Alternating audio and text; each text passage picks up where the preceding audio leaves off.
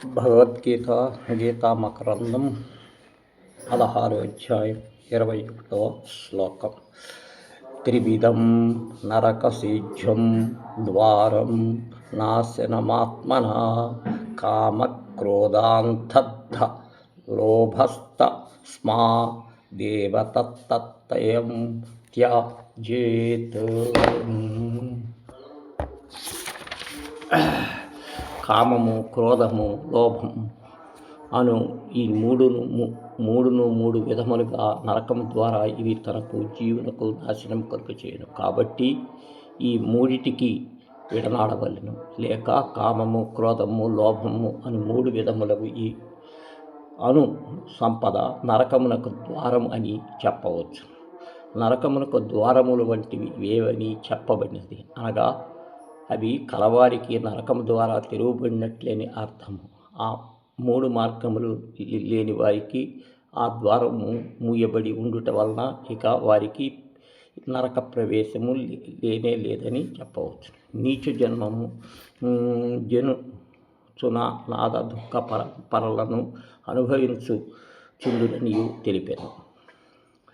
అసురగుణములు ఉన్నటువంటి వారికి మూడు విభజించవచ్చు: కామము, క్రోధము, లోభము. కాబట్టి ఎవడి మూడింటిని ప్రయత్నపూర్వకముగా త్యజించి వేయునో అతడు నరకము యొక్క భేదము నుండి తప్పించుకొని ఊర్ధ్వగతిని పడయగలడు.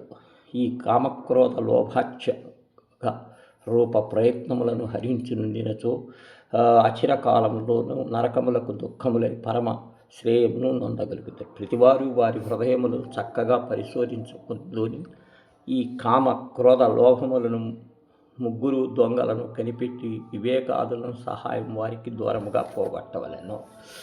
తర్వాత ఈ లోకమును త్రివిధము పదమునకు ఇదం అను పదమునకు కామ, క్రోధ, లోభములు మూడు విధముగా జరుగుతున్న అనుసరి సంపద నరకం ద్వారా తెలియదు.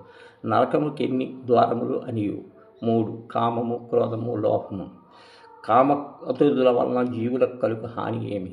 అవి యాతిని నశింపజేయును. కాబట్టి శ్రేయమును లభించుట ఏమి చేయవలెను? ఆ మూడు దుర్గుణములను త్యజించవలెను. అనుసరి సంపద వలన అనేక దుర్గుణములు గల భగవానుడు తెలిపిన కదా. జూని నన్నింటికీ సంక్షేపం 3: కామము, క్రోధము, లోభము.